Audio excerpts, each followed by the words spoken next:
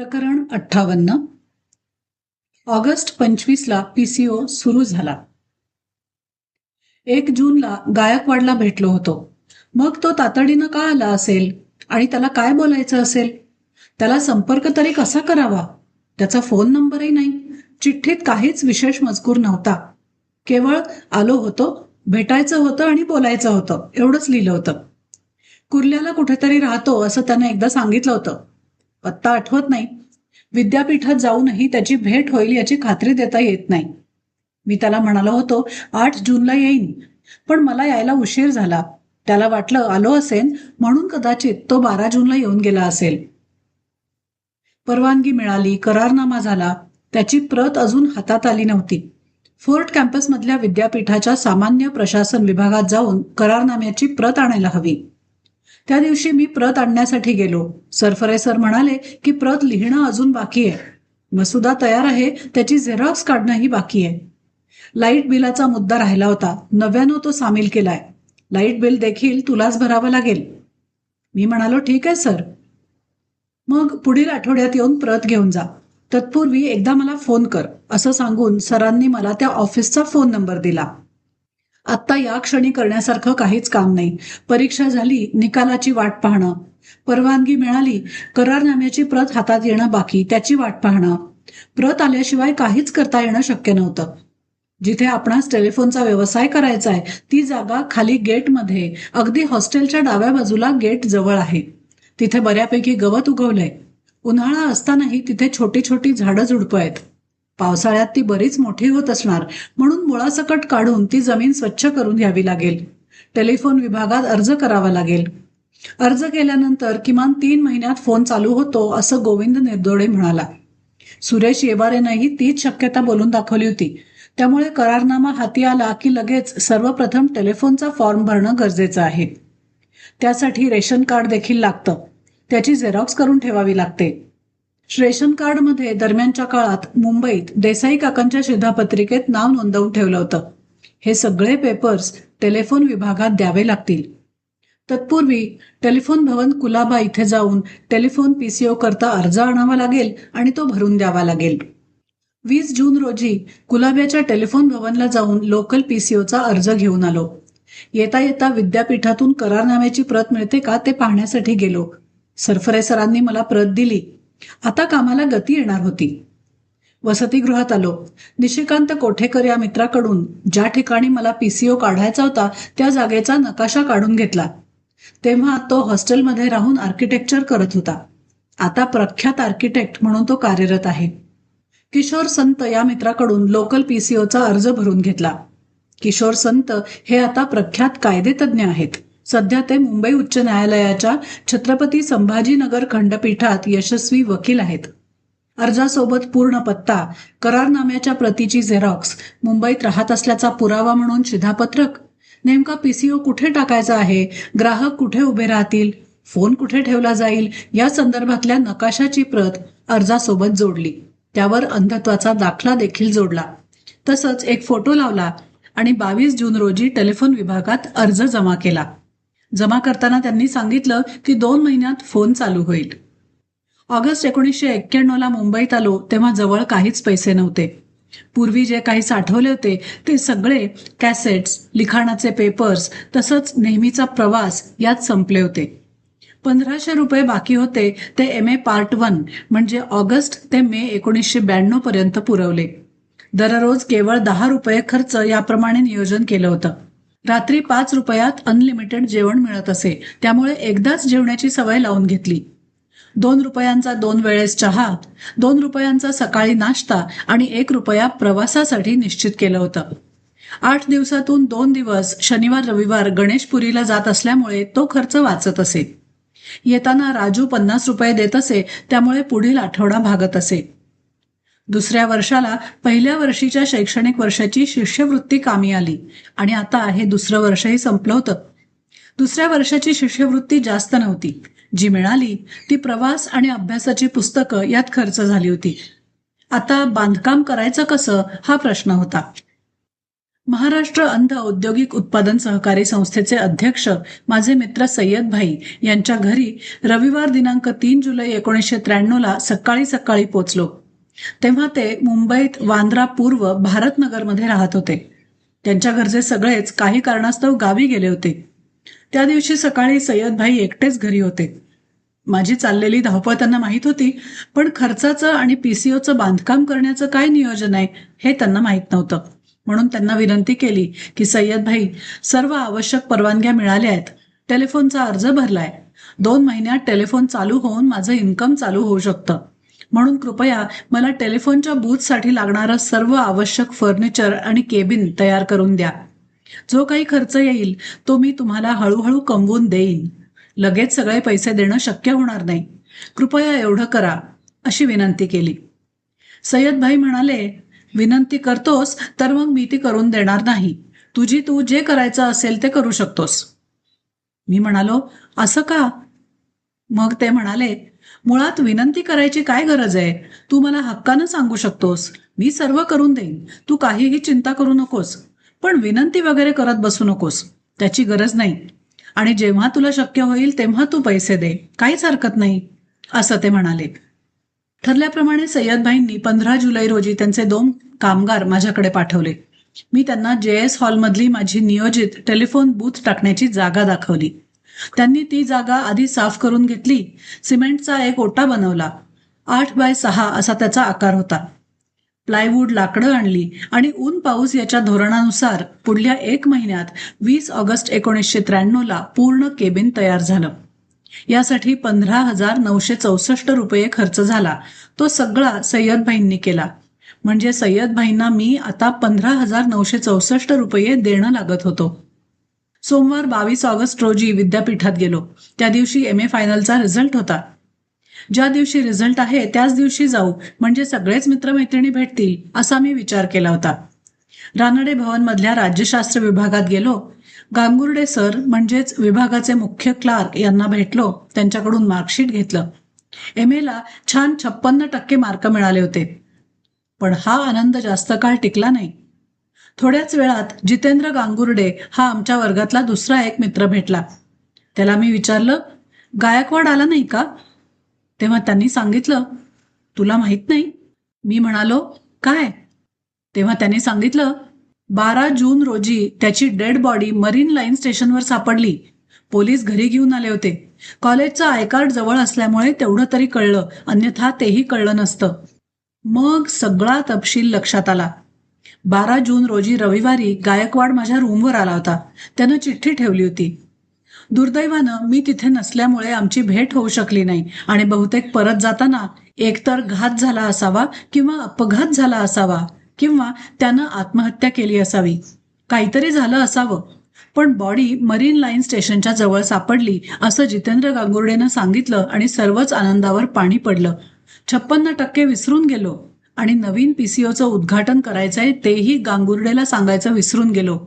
कारण ज्याच्या हातानं अर्ज लिहून घेतला होता तोच मित्र आज उद्घाटन प्रसंगी हजर नव्हता. दुर्दैव ते अजून काय.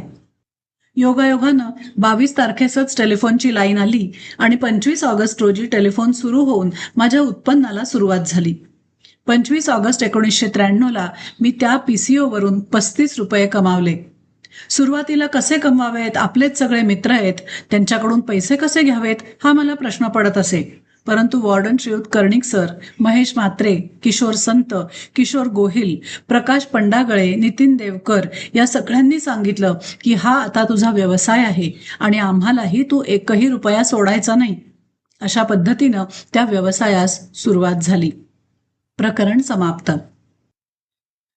प्रकरण 59. STD आणि ISD कनेक्शन मंजूर झालं. पहिल्या दिवशी म्हणजे 25 ऑगस्ट 1993 35 रुपये मिळाले. याचा अर्थ 35 कॉल झाले. त्याच्या 40% म्हणजे 14 रुपये मला मिळाले आणि 21 रुपये शासनाचं बिल. हा अर्थ इथून पुढे कायम लक्षात घ्यावा. लोकल PCO मध्ये 60-40 हा फॉर्म्युला होता. 40% माझे, 60% शासनाचे. दुसऱ्या दिवशी 26 ऑगस्ट शुक्रवारी 77 कॉल, 30-80 माझे तर उरलेले 46 रुपये 20 पैसे शासनाचे. हा क्रम वाढतच गेला. 30 सप्टेंबरला किल्लारी परिसरात भूकंप झाला आणि महाराष्ट्रासहित अख्खा देश हादरला. न भूतो न भविष्यती मानवी हानी झाली. त्याच दिवशी शुक्रवारी 399 कॉल झाले. वाईट घटना घडली होती तरी कॉलचं प्रमाण मात्र त्या दिवशी खूप वाढलं होतं. शुक्रवारी रात्री 30 सप्टेंबर रोजी लातूरचे अण्णा घारापूरकर गुरुजी कुमारी साधना देशपांडे आणि तिच्या बाबांना पत्र लिहून भूकंप काळात काही त्रास झाला का याबाबत चौकशी केली. माझा व्यवसाय खूप छान चालू झालाय हे सांगितलं. लवकरच STD सुरू करणार आहे असंही सांगितलं आणि त्यांच्या पत्राची वाट पाहू लागलो. आता माझ्याजवळ एकच टार्गेट होतं, ते म्हणजे सर्वप्रथम सय्यद भाईंचे 15,964 रुपये देणं. त्यामुळे पूर्वी जी आर्थिक शिस्त मी स्वतःला लावून घेतली होती ती कायम ठेवली. तसंच जास्तीत जास्त वेळ तिथे बसणं यावर मी लक्ष केंद्रित केलं. 8x6 म्हणजे आतमध्ये चांगलीच मोठी जागा होती. त्यामुळे माझे अनेक मित्र माझ्या अवतीभवती बसत असत. त्यामुळे बूथवर बसायला अजिबात कंटाळा येत नव्हता. सकाळी 7 ते रात्री 10 पर्यंत लोकल PCO मी चालू ठेवत असे. प्रत्येक वेळेस मीच तिथे असेन याची खात्री नव्हती, कारण कामानिमित्त मी इकडे तिकडे जात असे आणि माझे काही अन्य मित्र गल्ल्यावर बसत. मीटर लावलं असल्यामुळे हिशोबाचा काही प्रश्नच येत नव्हता. मुंबईमध्ये आल्यावर पहिल्या 2 वर्षांच्या आत चर्चगेट सारख्या गजबजलेल्या चारही बाजूंनी हॉस्टेल्स महाविद्यालयं असलेल्या ठिकाणी PCO स्वतःच्या प्रयत्नानं आणि स्वखर्चानं चालू करणं हे सर्वच मित्रांना आश्चर्यजनक वाटत होतं. ते वेळोवेळी मला तसं बोलूनही दाखवत होते. त्यामुळे मला प्रोत्साहन मिळत होतं. यापूर्वी अनेक अंध लोकांचे मुंबईत लोकल PCO होते. मी चालू केले यात काही विशेष नाही असं मला वाटत असे. केवळ लोकल PCOवर समाधान न मानता STD ISD सुरू करण्याचा माझा मनोदय होता. म्हणून त्या दृष्टीनं मी प्रयत्न करायला लागलो. मुंबईत यापूर्वी एकाही अंध व्यक्तीचा STD ISD नव्हता आणि किमान या क्षेत्रात तरी माझा पहिला नंबर यावा ही माझी अपेक्षा होती. म्हणूनच मी प्रयत्नाला लागलो. पहिल्याच दिवशी कॅन्टीनमधून एक खुर्ची आणली होती, अर्थात तात्पुरती वापरायला, पण तीच पुढे अनेक दिवस माझ्याकडे होती. शनिवार 27 ऑगस्टला राजू गणेशपुरीहून आला होता. येताना त्यानं विरारहून एक लाकडी स्टूल आणला होता. तो आज तागायत तेथे आहे. जानेवारी 1994ला सय्यद भाईंचे पूर्ण पैसे दिले. व्यवसाय सुरू केल्यानंतर केवळ 4 महिन्यातच. पुढील टार्गेट ठेवलं ते STD सुरू करण्याचं, अजून एक ॲडिशनल लोकल लाईन वाढवण्याचं. STD PCOसाठी 40,000 अतिरिक्त खर्च करावा लागणार होता. 5,000 टेलिफोन डिपार्टमेंटचं डिपॉझिट, 25,000 STDचं मशीन आणि 10,000 अंतर्गत केबिनसाठी. 25,000चे बँक ऑफ इंडियाकडून कर्ज घेतलं. अगोदर ऑगस्टपासून असलेल्या बँकेतल्या व्यवहारामुळे माझी बँकेत झालेली पत यामुळे ते शक्य झालं. बँक ऑफ इंडिया चर्चगेट शाखेतले सर्वच कर्मचारी अधिकारी खूप सहकार्य करणारे होते. 1991ला नोव्हेंबर महिन्यात मी बँक अकाउंट चालू केलं. बार्शी इथल्या आमच्या हॉस्टेलमध्ये येत असलेले आमचे मित्र दामोदर कुलकर्णी आणि रमाकांत येवारे हे दोघं बँकेतले ओळखीचे सही करणारे माझे मित्र होते. दामोदर कुलकर्णी हे रेल्वे विभागात सोलापूर इथे कार्यरत आहेत. रमाकांत येवारे हे एका प्रायव्हेट फर्ममध्ये कार्यरत आहेत. त्यांच्यामुळेच बँकेत अकाउंट उघडणं शक्य झालं. तसंच 10,000 श्रीयुत देसाई काका यांच्याकडून उसने घेतले होते. 5,000 माझ्याजवळ होते. टेलिफोन एक्सचेंजमध्ये जाऊन जानेवारी 1994 अर्ज केला. जनरल मॅनेजर नायर साहेब होते. ते म्हणाले, प्रोसिजरप्रमाणे काम होईल. फेब्रुवारी महिन्यात बूथमध्ये STDच्या दृष्टीनं आवश्यक ते फेरफार केले. ग्राहकासाठी स्वतंत्र छोटी कॅबिन बनवून घेतली. रंगरंगोटी केली. मार्चमध्ये तपासणी करण्यासाठी टेलिफोन डिपार्टमेंटनं इन्स्पेक्टर पाठवले. त्यांनी रिपोर्ट दिला की बूथधारक अंध आहे, त्यामुळे STD ISD कनेक्शन देणं शक्य नाही. STD कनेक्शन दिलं तर त्याला कुणीही फसवू शकतं, कारण STDवर बिल खूप येतं. बिल या अंध व्यक्तीला घेता येणार नाही. अंध असण्याची अडचण त्यानं दाखवली होती. या रिपोर्टनंतर मात्र मला खऱ्या अर्थानं राग आला. शिक्षण क्षेत्रात काही ठिकाणी असा अनुभव आला होता आणि माझं बऱ्यापैकी नुकसान झालं होतं. आता मात्र श्रीयुत नायर साहेबांना जाऊन मी सुनावलं, नुकसान होईल माझं. टेलिफोन लाईन देणं हे काम तुमचं आहे. हवं ते डिपॉझिट मी देण्यास तयार आहे. तुमच्या सर्व नियमांचं पालन करणं हे माझं कर्तव्य आहे आणि मी ते करत आहे. त्यामुळे असं झालं तर तसं होईल आणि तसं झालं तर असं होईल या निरर्थक सबबी मला तुम्ही सांगू नका किंवा विचारूही नका. तुम्ही म्हणाला होतात प्रोसिजर प्रमाणे होईल. मी प्रोसिजर फॉलो करत आहे, मग अडचण काय आहे? शेवटी माझं म्हणणं नायर साहेबांना पटलं. त्यांनी खालच्या सर्व संबंधितांना आदेश दिले की त्यांचं एसटीडीचं कनेक्शन तत्काळ मंजूर करावं आणि त्याचा रिपोर्ट माझ्याकडेच म्हणजे नायर साहेबांकडे द्यावा. 15 दिवसात एसटीडी ISD कनेक्शन मंजूर झालं. एप्रिलच्या 15 तारखेला मला वर्क ऑर्डर मिळाली. 7 मे 1994ला वायरिंग पूर्ण झालं. 13 मे अक्षय तृतीयेच्या दिवशी माझा एसटीडी ISTD फोन चालू झाला. तत्पूर्वी DG कंट्रोल इंडिया यांचं मशीन खरेदी केलं. तसंच त्यावर एक विशिष्ट आवाज येत असे. त्या आवाजाच्या सहाय्यानं बिल घेणं मला सहज शक्य होत असे. अर्थात ही अंधांसाठी खास व्यवस्था नव्हती, पण गरज ही शोधाची जननी असते असं म्हणतात. त्यामुळे त्यात येणाऱ्या आवाजाच्या सहाय्यानं मला बिल घेता येईल हे मी शोधून काढलं. पहिलाच फोन गणेशपुरीला राजूला केला. माझा आनंद व्यक्त केला. ग्राहक म्हणून योगायोगानं माझेच नावकरी श्रीयुत दिनेशभाई गुजराती हे माझे पहिले कस्टमर. तर ISTD फोन करणारे डॉक्टर पारिख.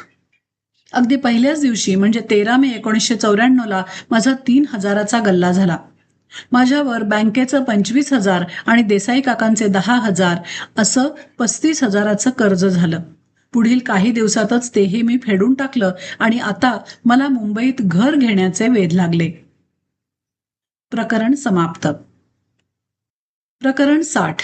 साखळी उपोषणात सहभाग.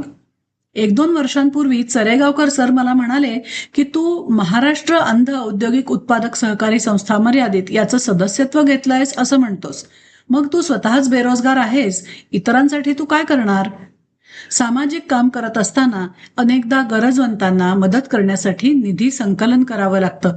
अशा वेळेस तूच जर बेरोजगार आहेस तर मग तुझ्यावर विश्वास कोण ठेवणार? सरांचे प्रश्न बरोबर होते, पण माझंही मत असं होतं की क्रांती ही नेहमी भुकेल्या पोटी होत असते. ज्यांना काहीतरी हवं असतं, पोटात अन्नाचा कण नसतो, तसेच लोक क्रांतीचा विचार करू शकतात. तहान लागलेली व्यक्तीच पाण्याचा शोध घेते. पण क्रांतीची मशाल धगधगती ठेवण्यासाठी तेल तुपाची तर गरज असते. म्हणजेच पोट भरलेली व्यक्तीच योग्य पद्धतीनं क्रांतीचं यज्ञकुंड प्रज्वलित ठेवू शकते, त्याला न्याय देऊ शकते.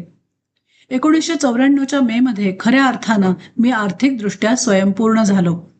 MSW करण्याची इच्छा होती तेव्हा एका दुराग्रही प्राध्यापकाच्या लहरीपणामुळे माझ्यावर अन्याय झाला होता.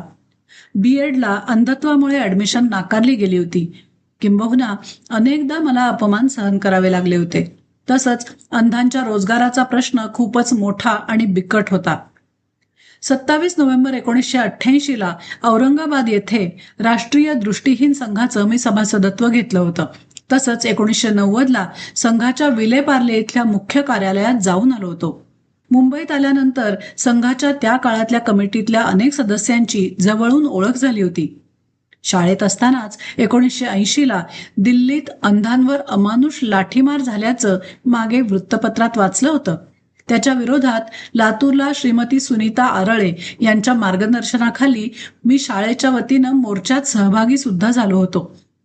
अपंग वर्षाच्या निमित्तानं प्राध्यापक RK रखिबे यांनी राष्ट्रीय दृष्टीहीन संघाच्या माध्यमातून आमरण उपोषण केल्याचंही ऐकिवात होतं. महाराष्ट्रात AR अंतुले मुख्यमंत्री असताना प्रत्येक जिल्ह्यात 5 अंध व्यक्तींची शासकीय सेवेत नियुक्ती झाली. ते श्रेय सरांच्या उपोषणाचंच होतं, ते मला चांगलं आठवत होतं. जुलै 1994ला मुंबईतील सम्राट हॉटेलसमोर चर्चगेट इथे राष्ट्रीय दृष्टीहीन संघानं आंदोलनाचा पवित्रा घेतला होता. तसंच त्याचा एक भाग म्हणून साखळी उपोषण सुरू केलं होतं. तेव्हा श्रीयुत वसंत हेगडे हे राष्ट्रीय दृष्टीहीन संघाचे महासचिव होते. ज्ञानप्रकाश गुप्ता यांचंही त्या कार्यक्रमात मी भाषण ऐकलं आणि 2 दिवस साखळी उपोषणात मी सहभागी झालो. आता मी स्वतः रोजगार प्राप्त होतो, म्हणजे मी हे उपोषण माझ्या स्वतःसाठी केलं नव्हतं हे स्पष्ट. परंतु माझ्या इतर अंधबांधवांचे प्रश्न सुटावेत, रोजगार, स्वयंरोजगार तसंच वेळोवेळी होत असणारा अन्याय दूर व्हावा यासाठी मी 2 दिवस साखळी उपोषणात सहभागी झालो. दुसऱ्या दिवशी सायंकाळी तत्कालीन विरोधी पक्षनेते श्रीयुत गोपीनाथ मुंडे यांच्या हस्ते रसपान करून उपोषणाचा समारोप झाला आणि मुंडे साहेबांनी संस्थेला सहकार्य करण्याचं आणि सरकार दरबारी प्रश्न मांडण्याचं आश्वासन दिलं होतं. मुंडे साहेब तेव्हा म्हणाले होते, पवार साहेबांनी तुम्हाला आश्वासन दिलं आहे हे खरं, पण लबाडाचं आमंत्रण जेवल्याशिवाय खरं नसतं, म्हणून मी स्वतः तुमच्यासाठी झटत राहीन. अशा प्रकारे राष्ट्रीय दृष्टीहीन संघामध्ये मला हळूहळू रुची निर्माण होत गेली आणि मी स्वतः त्यात सहभागी होत गेलो. 1993च्या एप्रिलमध्ये लातूरला साधना देशपांडे हिच्या घरी गेलो होतो. तेव्हा तिच्या बाबांना म्हणालो होतो की 3 वर्ष मला लग्न करता येणार नाही, परंतु नंतर 2-3 महिन्यातच मी व्यवसायाला सुरुवात केली. भूकंपाच्या वेळेस 30 सप्टेंबरला त्यांना सविस्तर पत्र पाठवून रोजगार सुरू असल्याचं कळवलं होतं, परंतु अद्याप त्यांचं काहीच पत्र आलं नव्हतं. त्यामुळे पुन्हा एकदा साधनाला ब्रेल पत्र लिहून STD व्यवसाय छान सुरू झाला आहे, आता आपण पुढे जाऊ शकतो असं कळवलं होतं. लोकल PCOचं बिल महिन्यातून 2 वेळेस येत असे. प्रत्येक 5 तारखेला आणि प्रत्येक 20 तारखेला 15-15 दिवसात बिल भरावं लागत होतं. हिशोबाच्या दृष्टीनं हे खूपच बरं आणि फायदेशीर ठरत होतं. दर 15 दिवसात बिल भरल्यामुळे जास्त ताण येत नव्हता. 1 ते 15 या काळातलं बिल 20 तारखेला येत असे व 16 ते 31 हे बिल 5 तारखेला येत असे. 25 ऑगस्ट 1993ला सुरू झाल्यापासून अगदी हाच नियम कायम झाला होता. STDचा 20-80 असा फॉर्म्युला होता. STDचं बिल देखील दर 15 दिवसालाच येत असे. पण पहिलं बिल सुरुवातीला 4 महिने आलंच नाही. अगदी पहिल्या दिवसापासून STDचे सगळेच पैसे मी वेगळे ठेवले होते. त्याचा संपूर्ण हिशोब वेगळा होता. 4 महिन्यात एकूण 3,60,000 एवढी मोठी रक्कम तयार झाली. अद्याप बिल नाही. अनेकदा टेलिफोन प्रशासनाच्या हे लक्षात आणून दिलं तरीही उपयोग नाही, कारण प्रत्येक वेळेला मला लोकल PCOचं फोन बिल भरण्यासाठी जावंच लागत होतं. त्यामुळे त्यांना विचारणं मला अवघड नव्हतं. शेवटी एक दिवस बिल आलं. ते केवळ 50,000चं होतं. तत्काळ मी नायर साहेबांकडे गेलो. त्यांना विचारलं, सर, STD मध्ये कमिशन किती असतं? ते म्हणाले, तुम्हाला सगळं सांगितलं होतं, माहित नाही? केवळ 20% असतं. मी त्यांना म्हणालो, 20% नक्कीच असतं तर माझ्याकडे जवळजवळ 3.5 लाख जमा आहेत आणि बिल तुम्ही मला केवळ 50,000 दिलंय. 4 महिन्यानंतर मी 3 लाख रुपये कमावले तर मी स्वर्गात बंगला बांधेन. नीट हिशोब करा आणि बिल पाठवा. तुम्ही मला म्हणत होतात की तुला बिल भरायला जमणार नाही. आता काय? कुणाला जमत नाही? असो, शेवटी मागील बाकीचं बिल आलं. ते 2,36,000चं होतं.